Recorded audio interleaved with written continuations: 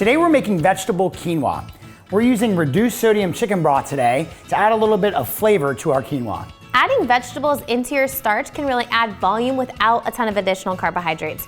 You can really make this recipe your own by adding your own favorite non-starchy vegetables. Today, we're doing mushrooms and spinach.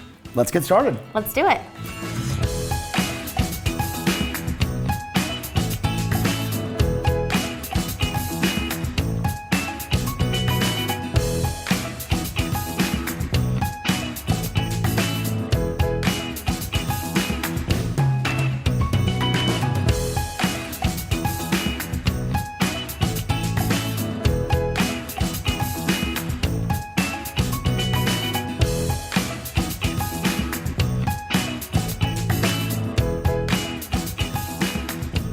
Okay folks, so we have our veggie quinoa, our roasted broccoli, and we paired it with our pecan crusted chicken.